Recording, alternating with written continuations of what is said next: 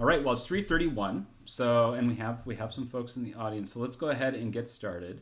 Welcome everybody. My name is Jerry Shannon. I am chair of the Community Geographies Collaborative, which is an emerging group trying to promote models for participatory research that transform institutional relationships using geographic methods and theories. So one of the things we're doing, we're still a very new group. We basically formed this year, but we're trying to convene a series of conversations around issues that are of interest to people who do this type of work. We had one about a month ago that was thinking about envisioning what a community geography can look like, and that was a great conversation. This one, we're inviting in 3 folks who currently work outside of academia to get perspectives on what these kinds of engaged partnerships look like from their side. So the title of it is Research from the Other Side.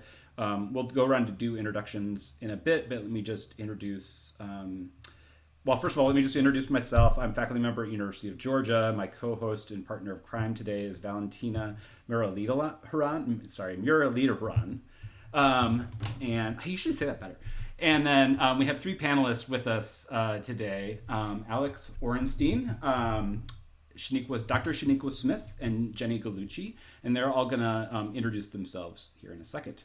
And I'm just gonna leave it at that. So let's go ahead and jump in. Who wants to go first, introducing themselves? I'll go. Great. Hi, everyone. My name is Dr. Shanequa Smith.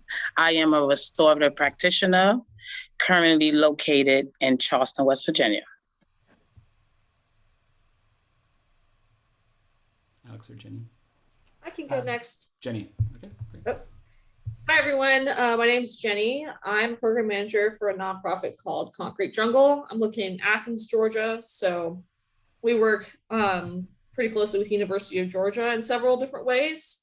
Concrete Jungle is a nonprofit that harvests excess produce from local farms and underutilized fruit trees in the city for a donation to community-based hunger relief agencies. Alex. Hey everyone, I'm Alex. I'm a remote sensing and GIS specialist who works mostly with communities of semi-nomadic herders in West Africa. And I'm currently based in Durham, North Carolina. Great, thank you all for joining us. We have a set of 3 questions that are gonna frame this conversation, and I'll get started with those here in a second. But if you do have questions, feel free to drop them in the chat, and panelists will either respond there directly, or that part of Valentina's job is to keep an eye on that, and she'll bring those questions into the conversation. So the first question we had was just kind of a general framing, just to get a sense of the types of work that you all engage in. And it's, can you share a story about one collaboration that you've done with an academic partner, and then just explain what makes that particular experience stand out to you? So can we just start off in the same order? Dr. Smith, are you okay going first? Yeah, sure. Well, one experience that stands out to me when I was doing my doctoral work, I did a 2-year service learning project in a marginalized African-American community, along with my then chair and also some students. The goal of our 2-year service learning project was to build a neighborhood plan for this community. Because in academia, we have to have a set plan before we go forth. And when we got to the community, before we even entered, because I was in the community prior to us coming in there academically, we realized that the community did not have the capacity to maintain this neighborhood plan. So we did the best we could under the structures we were, and we ended up giving them all these little programs, project plans for all their interests. It was in all their interests, so we broke it up in little projects, but even to that, it was above their capacity. So one big lesson that was shown there is that, first of all, relationships is very important, because you need to know the capacity of the community. I've learned one big lesson I've learned there's a lot of good intentions, but wrong approaches.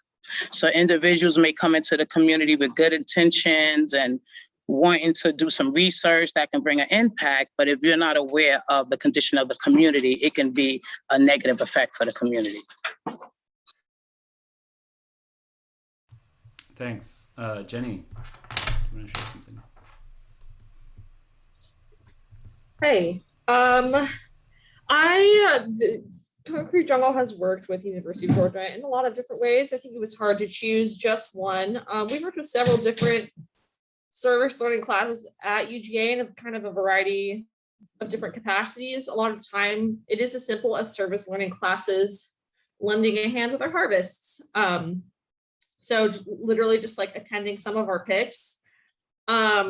We've worked with a sustainability capstone through the sustainability certificate here at UGA. That was a smaller group that was a higher time commitment, and it's more of they did some higher level work with working on some communications projects and creating some videos about and for Concrete Jungle, leading and planning events, and recreating some of our training and informational resources.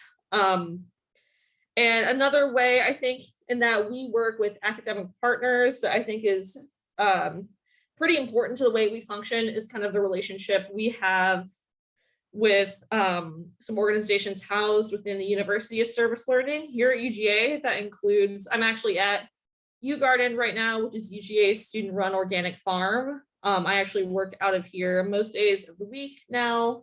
We work very closely with another partner in the UGA Office of Service Learning called Campus Kitchen.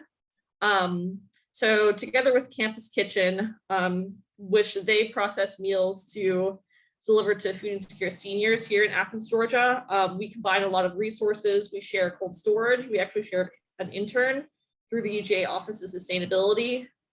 And we share a lot of delivery routes too. So we share a lot of resources together with these academic partners that are kind of located out at UGarden.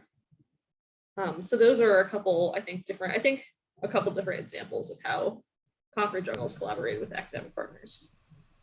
Awesome, thank you. Alex. A couple of times a year, I'll get contacted by universities because there seems to be a growing interest, especially in, folks working on GIS, or data science, studying climate, and in particular studying herding communities, which are, oftentimes at the forefront of climate change in West Africa. So I guess rather than tell about a specific story, I think I'd like to talk a bit about kind of sort of one of the things about those interactions that oftentimes kind of creates a problem. And a common theme in these interactions that I get is oftentimes a university will contact and say that, they want to perform a research, and it's typically to apply a tool that they have already sort of in a vacuum deemed as applicable. So in many cases, it's, for instance, like using predictive analytics to determine the potential impacts of climate change, or predictive analytics to show, how conflicts will be changing. One of the problems is that it's oftentimes many of the interactions that I've seen with academic institutions are, a hammer looking for a nail.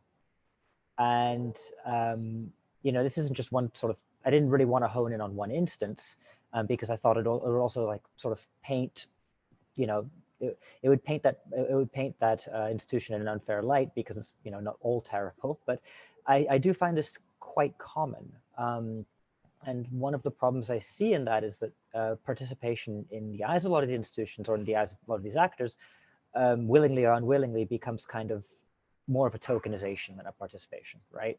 And the idea that like communities should be consulted with, not as a participatory matter, but just in sort of a checkbox kind of way. Like, we have the solution, we talked to people, they said it was great.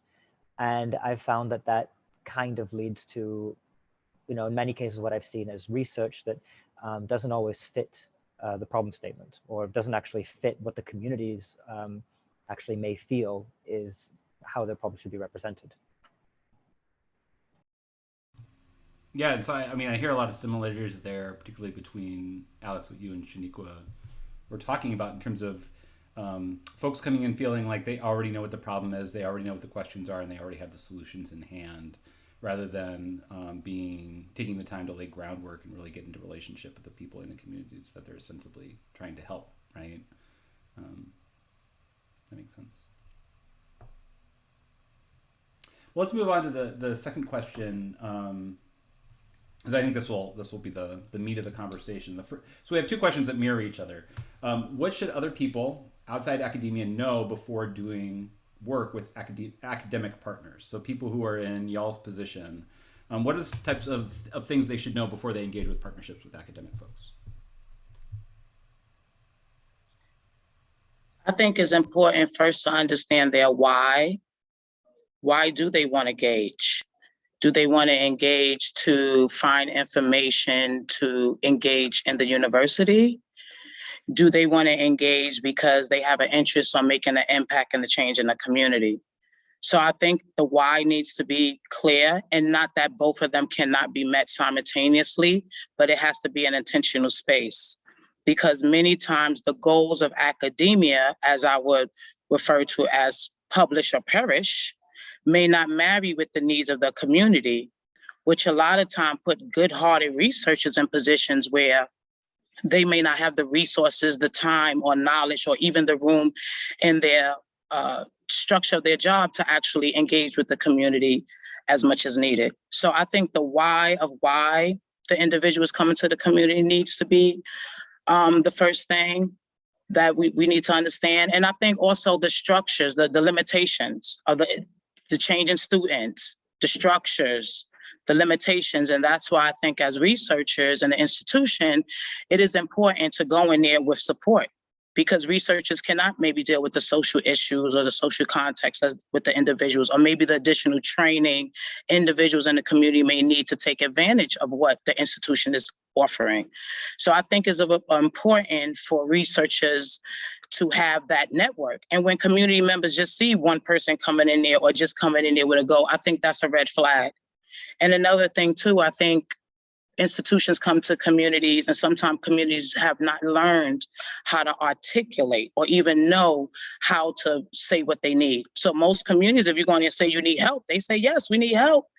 And then they participate and realize that the way they participated, their community has not really benefited from these things. So most things non-academics need to know, they may not know, because a lot of times these community members are really searching for help. But I think the ownership falls mostly on the academy to make sure that they need to check their why if they're going in the community, and make sure that they have a network of support services that will address the immediate needs of the community. Because I know that we research so we can bring back information, but many times we know that information get caught up in conferences and conversations that really don't impact the community. And so that's my contribution to that question. That's great. Thank you. Alex or Jenny, do either of you chime in on this?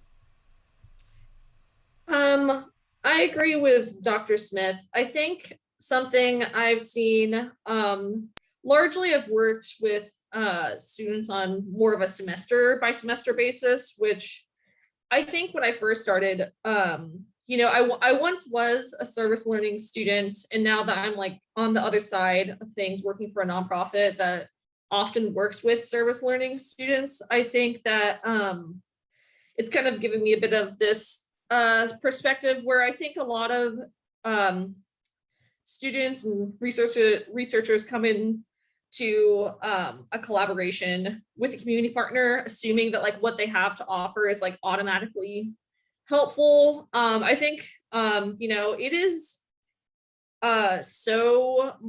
really a lot of work for a nonprofit community partner to like create this plan, put the time and thought into like, especially if they're with service learning classes and students in academic project, a lot of the time it has to be like really constrained within this time period. There's a lot of work that goes into managing that group to make sure there's a feasible scope of work and that they're getting the input they need from you. And thinking even a little bit about this from almost like a project management standpoint, there's so much work that comes from the part of the nonprofit that I think I wish I had known that, like, trying to like avoid being too like negative about it sometimes, but I think I had a little bit of like hubris going into thinking that like it was going to automatically be helpful. Sometimes I think you really have to know what you need and what you want and what's going to be worth it and what's not before you get into a project. And I think it's really hard when you're working with new people, researchers maybe you don't already have a relationship with, that, you know, because you don't really know, I guess because you haven't worked with them before, you don't really know how you're going to work together. And like, that's something to consider is like, I think you kind of have to manage your expectations, understand that like, if this is someone new, you're going to really have to, if you're trying to think of a plan and build a plan for a semester long or year long service learning project, you're going to really have to be flexible and pivot. And so, yeah, and honestly, if you don't meet these things, I think it sometimes really just isn't worth it. You know, and you know, I'm the only full-time employee with the nonprofit I work for in Athens, and so you know, my time is I'm really crunched for time, and so I have to really like make these decisions about what's really worth it, and you know, how much time it's gonna take for me to like manage this group in a way that like what they end up producing at the end is actually what I wanted and something that's actually helpful to the communities we're serving. So I think it's just you know, I think if you can meet in the middle and find that common ground where it's like, okay, we have the same goals and expectations here, we know what we're about, and we can work towards this thing together, that's great. And I think you just have to really kind of like, you know, bust your butt a little finding that before you get started and commit to something. And so I think that's something I wish I had known more about going into kind of like some of this. And yeah, I think there's also so many moving parts. I think with a lot of academic partners, if you're working with students and faculty, I think there's a lot of room for miscommunication too. And so having those like kind of like communication streams like super ironed out. Yeah, I think those are some things that come to kind of the top of my mind thinking about some of these things. Cool. Thanks, Jenny. Alex, do you have thoughts? Yeah. So I think that, you know, in the context that I was working in West Africa, what happens oftentimes is that universities from the US or Europe tend to be oftentimes like really the only purveyor of resources if you want to do like serious research outside of the aid industrial complex. So if the resources to perform research you know, aren't coming from an NGO or a UN agency, they're oftentimes coming from a university that's, you know, not actually based in the country. So this can create, you know, kind of, well, this creates a very, very, very unequal power dynamic. So, I mean, I think that for those like community-based organizations or civil society organizations that are, you know, developing collaborations with universities, one of the things is I think that both you know, Jenny and Dr. Smith, Jennifer and Dr. Smith pinned on was the idea of knowing the why of, you know, why someone is trying to work with you and, you know, what you as an organization can get out of it. And I think that you know, an important thing would be to change the dynamic of the one-way street, right? Of like to change this dynamic of outside institutions sort of coming in and really dictating the terms of, you know, what this research is going to look like, and what you know, what the benefit will be for you. Whereas, you know, you can end up very easily in a situation that, you know, Dr. Smith pointed out, where, you know, communities will say yes because they do need help, but find themselves in a situation where they, you know, oftentimes in best case scenario aren't any better off, or in the worst case have had to spend a lot of time to, you know, sort of has spent a lot of time working on this collaboration, working with academics, working with researchers, without really a tangible benefit on their part. So I think that would be sort of what I would say is to keep an eye on in, you know, the eyes of these kind of collaborations, of where, you know, while there's a lot that can and does go right with them, you know, where a community-based organization or a civil society organization can get stuck. Thanks, and I'm going to encourage. You know, we have a small but mighty audience here. If folks want to post questions, feel free to, and we'll have spaces here regularly to kind of check in on those. I do want to just follow up. So, like, all three of you basically had variations on that question of like know the why, that Dr. Smith brought up at the beginning. And I'm curious, or thinking about what are the things that you need to know going into a collaboration, what your needs are, what you're going to get out of it, these kinds of things. I'm wondering if we could make that a little more tangible. If any of you have thought through, like, what are the kinds of recommendations you would make specifically to people who are just kind of starting off on being on your side of these research collaborations? What are the types of things that are useful at figuring that stuff out?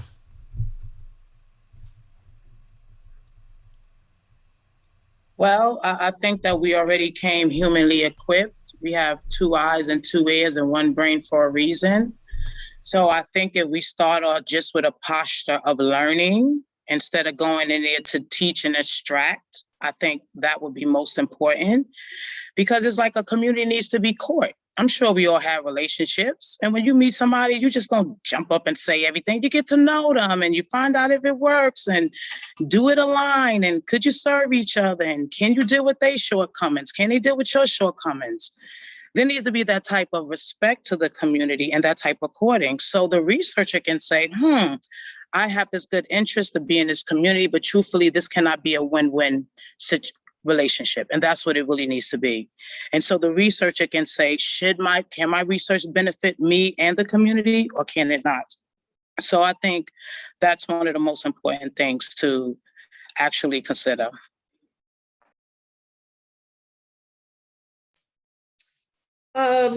I think that something I've tried to do more of is just to, like, right off the bat, start out with my concerns with some groups and just be like, I'm really concerned about the scope of work being feasible. I'm concerned about, if there are other aspects of the collaboration that I'm like, I need to get this, I need to go ahead and, like, start out with this, being like, these are the things I'm thinking about and I'm concerned about with this work.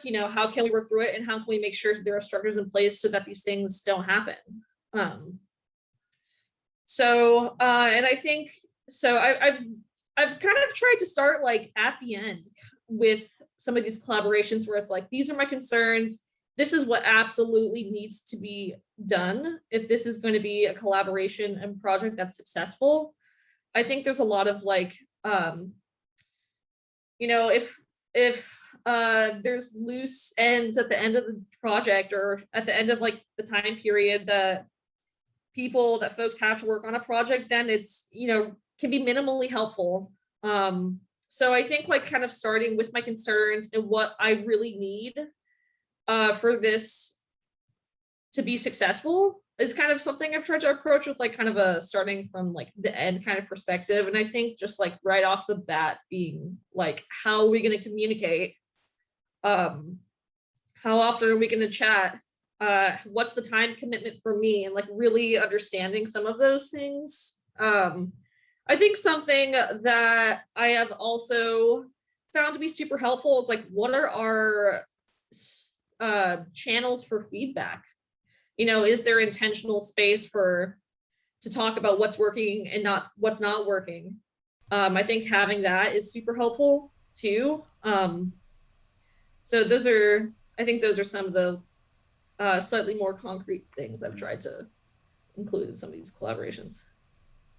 Yeah, I mean, multiple of you mentioned time too. I wonder, like, working on the side of an organization that might be kind of more resource poor, or working in a situation where you're more resource poor, time is a luxury. The time to reflect and think about those things is somewhat of a luxury, right?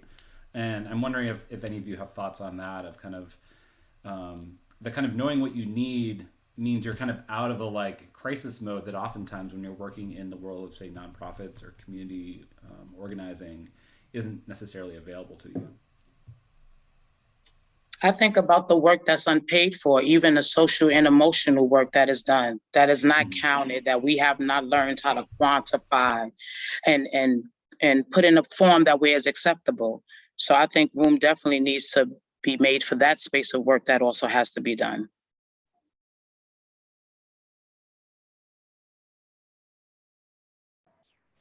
Yeah, on the time side, unfortunately, it's something that I'm still trying to figure that out. I have really not really sure I think also one of the things that I think like someone who is in my situation, if I could offer advice, I mean, if oftentimes I'm kind of put in this uncomfortable position where, researchers will ask for, like collaboration or working with me specifically to talk about herding communities. And what I want to be is I just want to be an intermediary, right? Like my ideal situation is that I connect people with these communities and with, people who can talk about, with people from these communities who can talk about, whatever the issue is that they're looking at, whether it's, conflict or water scarcity or climate change or social dynamics of herding. And what I think that honestly, like what I've started to do is to be a little more forceful about that, to be more forceful on the inclusion of people in the conversation, and to sort of show myself out the door faster, because I find that oftentimes if these people aren't brought in at the start of the conversation, their participation again just becomes consultation, right? And oftentimes you can end up in a situation where these contacts will start setting up these meetings and everything, and oftentimes the institutions will follow through at a very shallow level, or won't really follow through and do a deep consultation or a deep discussion with these people. And sometimes it's language barriers, which I think is not necessarily a great excuse, but I think that one of the things would be that if I could offer advice is to be more forceful and about the inclusion of the communities who are supposed to participate from the get-go, from the actual design phase of the project, rather than just being brought off to tick a box.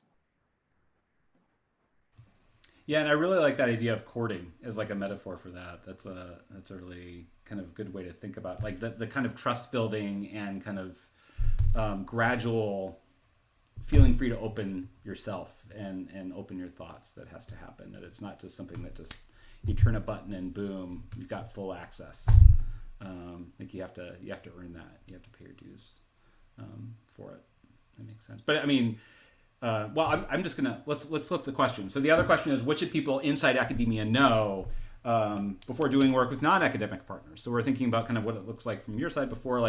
What are the kinds of things you would tell academics that they need to be thinking about before they come and approach potential partners? And feel free to jump in whatever order. We don't have to keep following the same order. But Dr. Smith, go ahead. You're unmuted. I think first they need to understand their structural support. I think many good, hard academians want to come do the type of work that their institution may not support. So they may need to try to garner support from their institution, rather, whatever structure that may be, to acknowledge them, especially if they're in a high research institution where you have to publish or perish. Maybe institutions can work with them to let them get tenure from doing community work. If you can track and see how individuals are making transformative change in communities, establishing relationships, establishing a way research can benefit communities and communities can benefit research, then this is something that they need structural support with. So I think that's an area that needs to be addressed. I think another thing that the institution can do to help is build a hub in the community. I know WVU have different programs and organizations, service learning, and different organizations that they have built within the institution to keep that service learning or community engagement model. But how about supporting a certain type of institution like that in the community? How about if there's an organization in the community that has the capacity to add to that capacity so they can be there, or establish that organization in the community? That would help with the process of the institution having a structure of new students, but that wouldn't affect the community because the community would have that constant person there that would deal and train the new students, train a new the new faculty, help filter out what's beneficial for the community and what's not beneficial for the community. That can definitely help. And I think on a personal level as a researcher, which we all can do, is to make sure that we're going in there to support something that the community wants. Many researchers go in there with their idea of what their research can do, especially their research may affect the conversations of academia. But what about what the community wants? And even if what the community wants does not marry your research interests, I think it should be part of our responsibility to make sure that the community gets what they need, especially when we know that we are going into marginalized, voiceless communities that have been in this situation for generations. Yeah, I really like the idea of kind of having folks who can function as the kind of the nexus of those relationships that can provide support. Both one of the things that strikes me when you're saying that is, we have lots of supports for faculty and for students necessarily who want to do some of this work in the classroom. Like, what if the university invested in something like that on the community side, right, to help support the folks in the organization and think through what they want. And I'm definitely speaking full time, paid, not someone to volunteer around their life already. Yeah. Great, thanks. Alex or Jenny, thoughts on this question? I think, I really agree with what Dr. Smith said. I think the mindset you're coming into this collaboration with is so essential. That's kind of been the common theme, I think, with what we've been talking about, the why behind it. But I think, when I say mindset, I mean like the intentionality of this project and like, who's benefiting. And I think also there's just, I have felt I said this before, but I'll say it again, just like with this, I think it's harmful to assume that, I think it's harmful to assume that like you're the right fit for working with this community partner or community. I think it's harmful to assume that like automatically working, communities should or would want to work with you. There are a lot of reasons why it really might not end up being helpful. So I think, making sure you're not making assumptions about folks you're trying to work with. Because if a collaboration goes badly, it can actually end up being harmful and a waste of time. And that can really, that can be a big deal for really like, say like really small nonprofits. And so I also want to say that, if there's any way you can build flexibility into what you're doing, I think, I'm not totally sure what that looks like, but, if you can build flexibility into the project from the get-go, I think that's great. Can you say flexibility in what sense? Like timeline, goals, all of it? I think kind of all of it, or like, but, I think timeline and just like maybe being flexible. I think it's hard. I think that like maybe the most concrete thing I can really think about is just like scheduling, and like being really intentional about like how much, we've been also talking a lot about time, about how much time you need from this community partner. A lot of like if you're working with a service learning class, maybe their class is only from like 12 to 1 twice a week, and it's like, and maybe that's a time that's really difficult for your community partner and the communities you're working with. So I think that's a challenge. I think that's a challenge too. And I think just also just keeping in mind how much work, just like how much work it is to like for potentially how much work it is for a community partner to prepare and like kind of work on this project with you.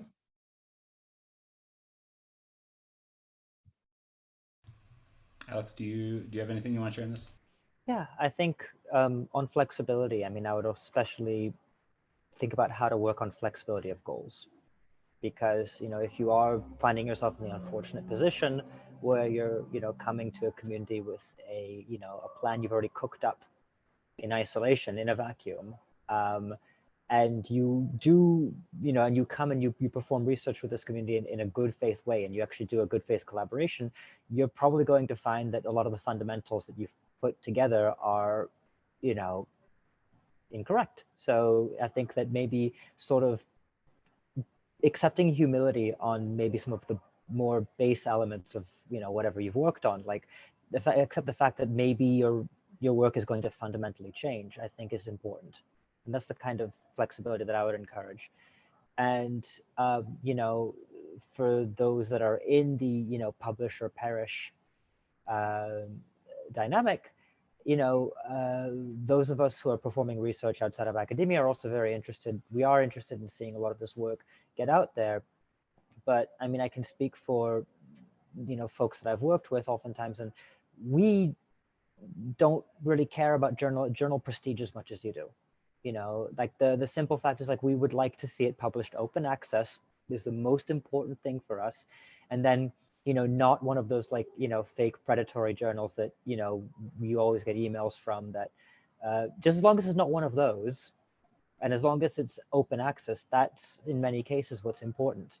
But the actual, like, prestige or rank of the journal, like, is, you know, really of, like, marginal consequence to a lot of us.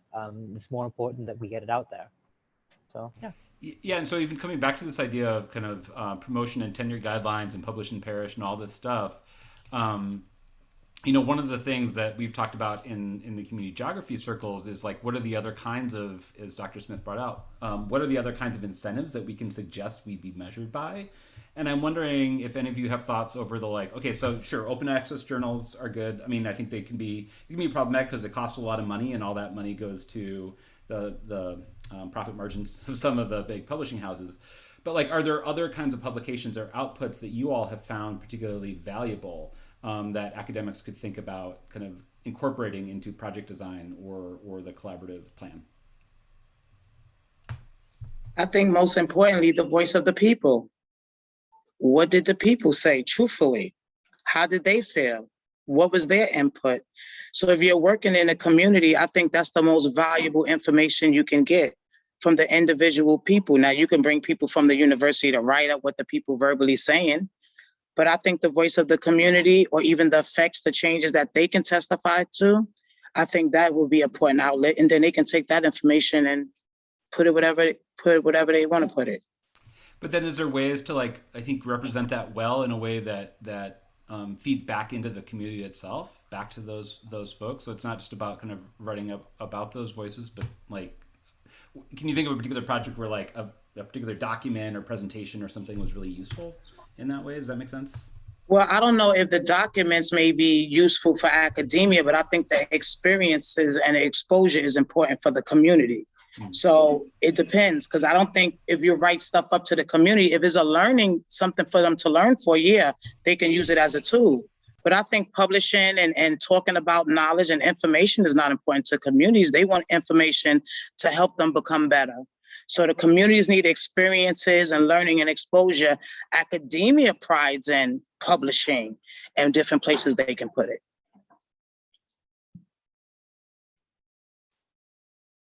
I agree. With Dr. Smith. I wish, I've said before, I'm big on feedback, and so if there could, I think I wish that the success of these projects was measured more by, like, what the folks you worked with had to say about it at the end, and, you know, if they feel that something tangible was accomplished, if it actually helped them, and maybe that takes the form of, like, an informal interview that's recorded or something like that, or maybe, like, some kind of feedback form, something accessible, and to really measure. I think that's, like, the primary measure of success in my mind, is if the people you're working with thought the work was beneficial, had a good experience with you, and felt like what they wanted to be accomplished was accomplished. So, and that's not always reflected in publications.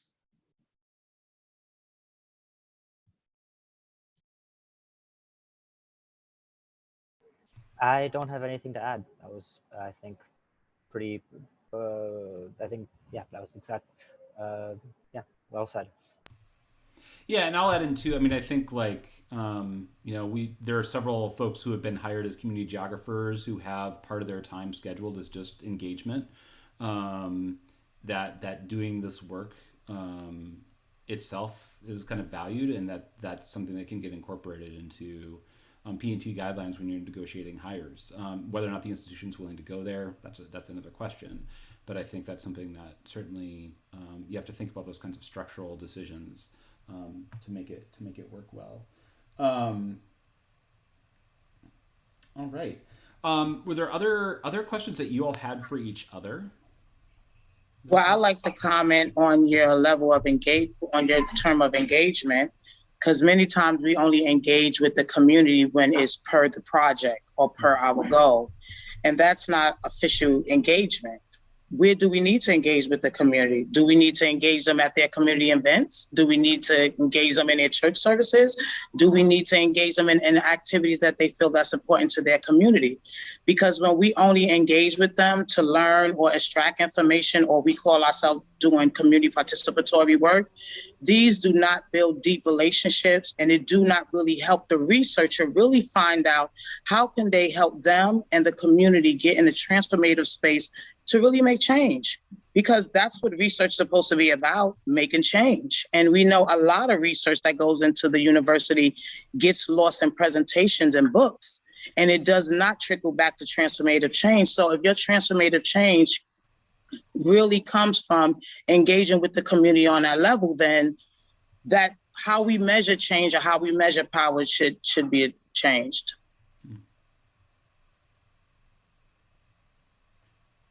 Yeah, and going back to your question, Dr. Shannon, about what folks in academia should know before doing work with non-academic partners, I think building off that, I'd say that you have to build the deep relationships, and you have to take the time to do that if you want your project to be successful.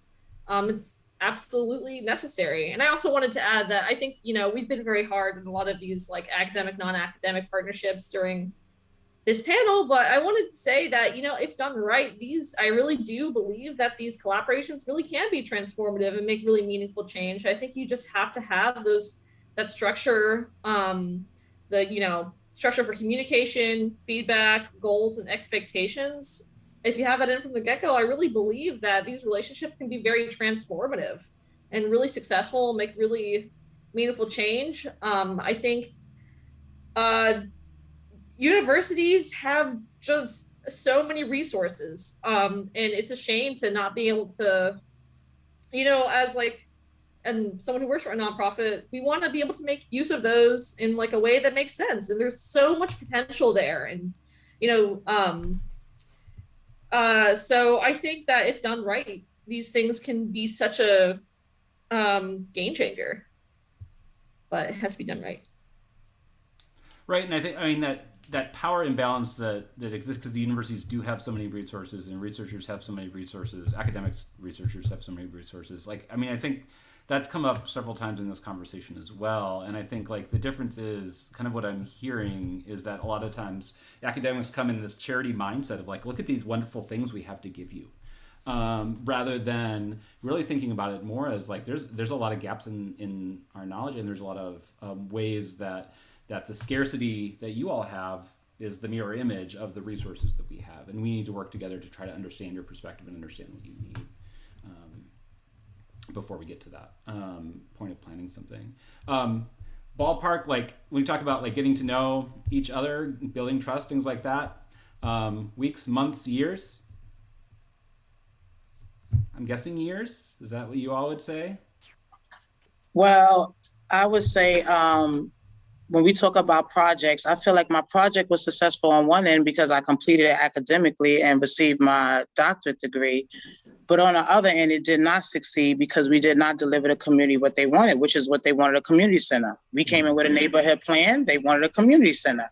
And I thought after our project that we was able to assist them. But I've learned that, with the structures of academia, the researcher has to go where the resources are. They can't do good-hearted work because they have to do what they have to do for their living.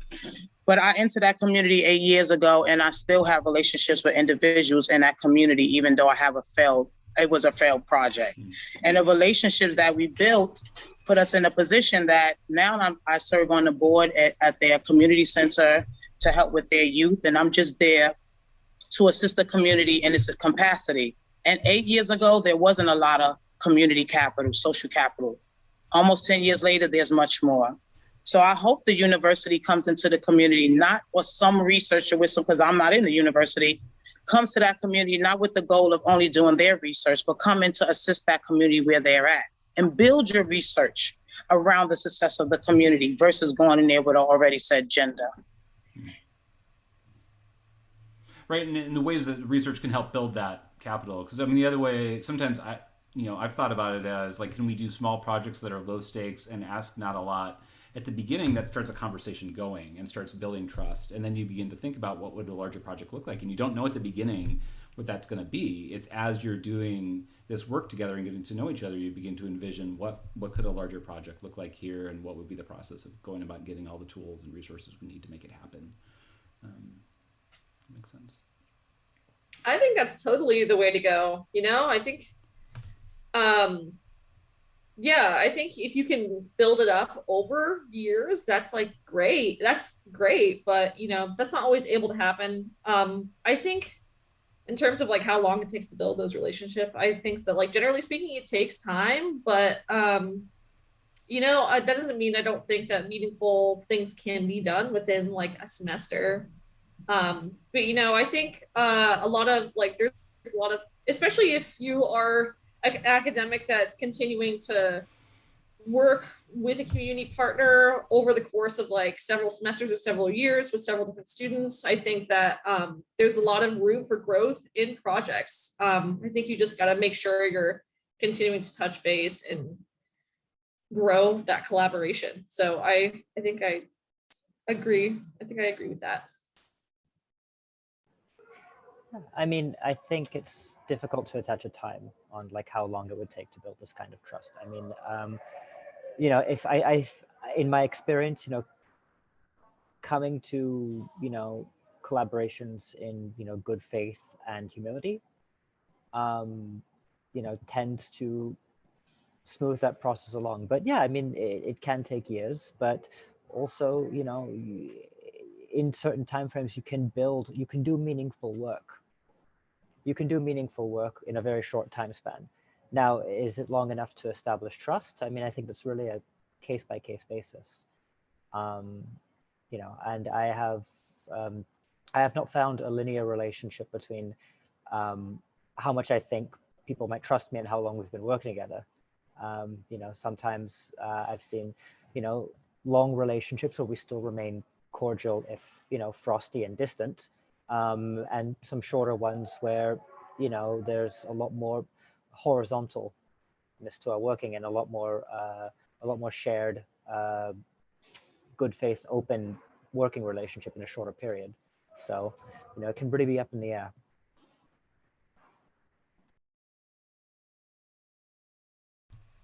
We're starting to get toward the end of the hour here. Are there any final thoughts that you all want to share, stuff that you came into this panel really wanting to say and haven't had a chance to communicate yet? I thank you all for creating this space. And I think one thing we need to do in our approach, that we know that we all are fighting issues that were here before we were born, will probably be here in our passing. And these things are stayed and instilled because they have a systematic approach to it. So I think as we continue our work, we need to gather in a mindset of having a systematic approach ourselves to address these systematic issues. Because if we keep doing a project here and a little project here and situations where people are constantly under pressure, it's like gardening and putting seeds in the ground and don't water it for 2 weeks. Your garden can't grow. It needs consistent care. And even if that one institution cannot continue, then it's that responsibility to pass on the baton. Many a times they tell us, you understand the grand cycles. Money is not there. We don't have it. But we all sit around and work in institutions or with institutions that have been established for hundreds of years. So if the institution can be established for 40, 50, 60, 70, 80 years, then I think that they can take some of those resources and use those to establish these relationships and these interaction with these individuals. And that's why it cannot be one professor, it can't be one teacher, it can't be one class, it has to be systematic. It has to be an investment that we all require to work together so we can constantly do this work in a systematic way Many hands make the work light. And then even after our passing, we will have contributed to a system that will continue to grow and not do these fancy projects that will wither with our interests. Well said. Any other closing thoughts? I think the only thing I'd add, kind of going off that, is that, yeah, I think you just have to think about the sustainability of the relationship and the project from the get-go. I've said that you kind of have to think about the end at the beginning. And I think that's key to successful collaboration. Great. Well, thank you so much for sharing your thoughts and your time with us today. This is a really great conversation. I learned a lot just listening to you all speak, and really spurred a lot of thoughts on my end. Thanks to the folks in the audience who were listening to this, and we're going to post this on the CGC website when we're done, so that you can have a chance to review it there if you want to. So we'll give a little virtual round of applause for all our panelists. Yay. And thanks so much. Have a good holiday next week for those of us here in the United States. And thanks so much. We'll have more workshops next semester, so keep on the lookout for those. Thank you. Bye, Thanks, everyone. everybody. Thank Bye. you. Bye. Thank you. Bye.